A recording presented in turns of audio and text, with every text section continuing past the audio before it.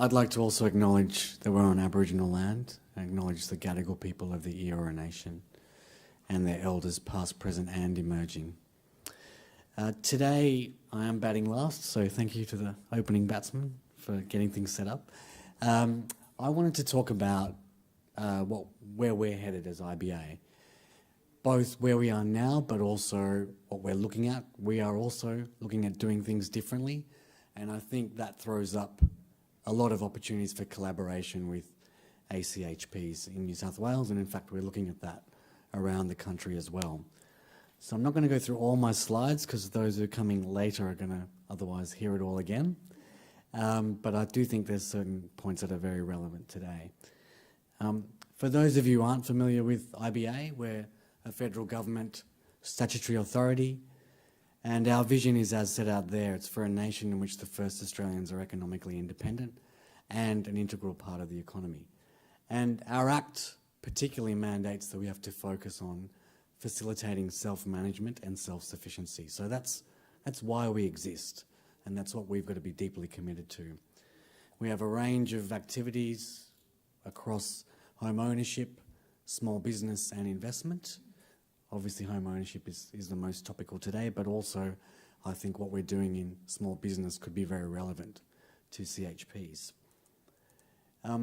So what are we really trying to do in home ownership? The terms have come out through the other speakers. It's about building wealth through increasing home equity. And our home ownership program's actually been going for about 50 years. It's gone from agency to agency over that time, but for 12 years it's been part of IBA. And over the full life of the program, about 18,000 families have been facilitated into home ownership, which equates to $2 billion or so of wealth transfer into Aboriginal people's hands. At the moment, we're very much focused, as you might be familiar, on home ownership for individuals, for families. So lending to families, couples, individuals that want to buy their home and are moving from rental into home ownership. Even in that space, we're seeing demand really increase. So last year we did 540 or so loans at about $190 million worth of lending. Already this year, in just 3 months, we've written 250 loans. So we're forecast to do well over 700 loans this year. And that is a significant step up in the amount of capital that we've got to deploy. At the same time, whilst we're seeing that uplift, we've done some demand studies. I know Shane, the AHO, has also done some really great work on demand in New South Wales. What that's telling us is, even amongst Indigenous families and individuals looking for home ownership, over the next 3 years, there's well over 10,000 homes that home ownership outcomes that will need to be financed. So even if we're doing 700 or even more loans a year, we're only making a very small impact even in that space. So we need to change and we need to innovate. So what are we looking at? There are 5 pillars to what we're looking at. One is getting a good understanding of demand. The second is diversifying our products, and shared equity, as has been discussed, is a really key initiative that we're also looking at. The third, and I think this is particularly critical, is creating partnerships and collaborating. So as an organisation, IBA has never really proactively partnered with community housing providers, but I think there's a real role for us to play, particularly as you're looking at your financial sustainability, how you can leverage stock that's being transferred, how you can access external funding. You know, IBA can really play a role there in helping to bring other funders and other investors into the projects. We are there to take risk. We are there as a publicly funded body to facilitate home ownership outcomes, and we'd like to be doing that with Aboriginal people, with Aboriginal organisations. So that's a conversation that we'd really like to have. We are looking at digitising a lot of our systems and processes, removing red tape, getting a lot more efficient, and also particularly relevant is building capacity, and I'll come back to that because I think that could be very topical. So if you look at housing as a continuum, and I know it's not this simple or linear, and people enter the continuum at different points, IBA has historically been more at the right-hand side of that continuum. So borrowers that are going from rental to home ownership, they're in employment, and we're facilitating them into the market. The way our home loans are designed, the interest rates gradually increase over time, and that gets people to a point where they're then able to service a mainstream loan, and our experience is a good proportion refinance with mainstream banks. But what we've never really done is talk about home ownership as a pathway, and this is where I think we could collaborate a lot more with the community housing sector. So where we can finance the development of new stock, but also support your customers to eventually get into home ownership, possibly through finance with IBA. So that's where we're headed. So if you look at 3 key challenges, 1 is affordability, 2 is supply, and 3 is capacity. So starting with supply, what can we do there? We have capital to invest.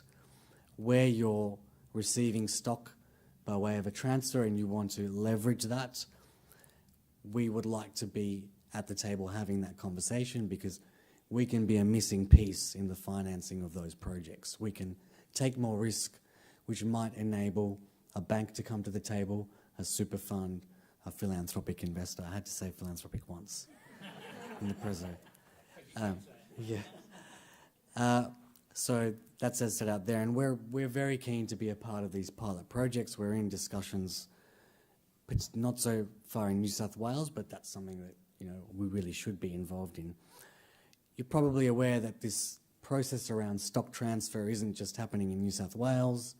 There was a very significant transfer in Victoria, and at the federal level, legislation's scheduled to be considered to look at the lifting of caveats that are still there from ATSIC times. So this is going to become a big conversation over the next 12 months. So in terms of affordability, this is where product development is going to be really important. Last year, we already reduced our starting interest rates for low-income borrowers down to as low as 1%. So that's with the existing product. And we're reviewing that at the moment. But shared equity and rent-to-buy options are things that we'd really like to develop and launch in the next 6 months if we can. And that is going to involve partnerships with yourselves and mainstream lenders. Capacity. So I should have probably talked more about this in the slides, but at the moment, where we have borrowers that are individuals or families, we'd like to introduce a structured program around financial literacy, budgeting, planning for our clients, and providing technology-based solutions to support that. There are some really good things coming, such as the tools that the First Nations Foundation in Victoria, out of Victoria, has developed. But the other thing here is we do have a business development and assistance program, and you're all running businesses. So that program is funded to provide business support. So where you're looking at your business planning, how can you grow, how can you diversify your revenue streams, IBA is actually there to work with you on that. And so if that's something of interest, I'd encourage you to contact us, because we are actively looking at how we can support not just individual entrepreneurs, but organisations, Aboriginal and Torres Strait Islander organisations, including in the not-for-profit sector, because you're effectively running businesses. So that can involve assistance with, as I said, general business planning, cash flow forecasting, modelling, as well as development of marketing plans, websites, a whole range of things. And if that then links in with a financing outcome, all the better, but it doesn't have to. So I think that's another key area for us to play. So out of these 3 areas, I think the greatest impact we can have is particularly in that product development area. If we can get some of these pilot shared equity projects away, then I think that provides a very innovative model for community housing providers to really grow. And we can also play a role in those projects then in supporting individuals to eventually own those homes. So there's another connection in there. Shared equity for us, we think makes particular sense with community housing providers, but we're also looking at it in the context of families and individuals. So if you're in Western Sydney or many parts of Australia, house prices are simply unaffordable. We can actually take a good chunk of the house as IBA-owned equity, and that reduces the amount that the customer has to borrow, and they may be able to get into a home that they can eventually own over time by buying out IBA's interest. So that's just a bit of a snapshot. We'll talk more about that later today, but I'm happy to move to questions. Thanks. So, not sure. We tend to sort of have a bit of a running microphone. So what we might do for the panellists, just to make it easier, is if you get a question, we'll get you to go to the podium. So, do we have any questions? Does everybody want to have lunch?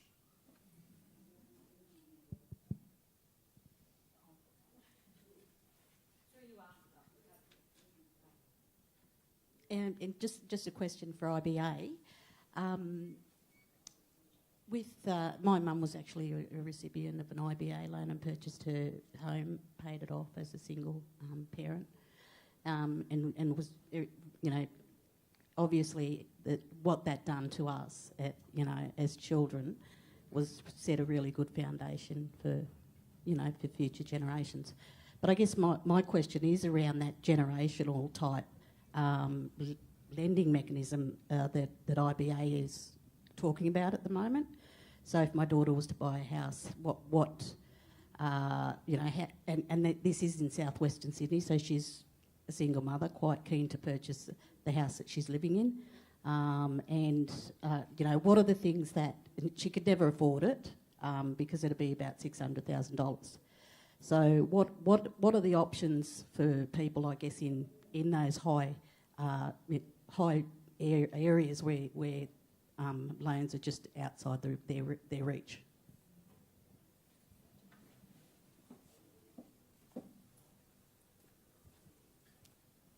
Thanks for the question and also sharing.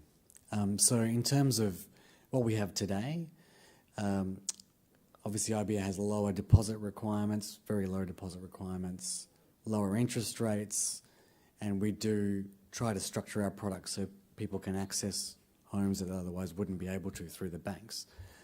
That said, I think we are seeing these sort of situations where even with the concessions that we have today, house prices are skyrocketing and maybe out of reach. That's where we really want to bring out this new shared equity type model. So in that type of scenario, if we could own a third of the equity in the house, then she would have to borrow $400,000, not $600,000, and that may bring the whole outcome into reach for her, whereas otherwise she'd have to remain in rentals. So that's why we're looking at that and looking to bring that out. So I don't know if that completely answers your question. Yeah.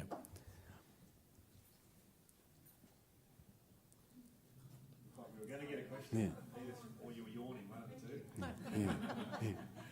I was just wondering, so let's say one person might be able to service $400,000 of the loan. Would the opportunity to buy IBA out be an intergenerational thing? Okay. That would be happening over time. The idea would be that would happen over time then. Or some people may choose to remain at a certain level of ownership and they might want to then sell the house 5 years down the track, 10 years down the track, and if it's gone up in value, they'll get their share of that value. Those products do actually exist in South Australia and Western Australia in particular through government bodies in each of those states, and we are in dialogue with them. My understanding is they've worked very well. They're not targeted specifically to Aboriginal people, but they are there. So that model hasn't been brought out here yet.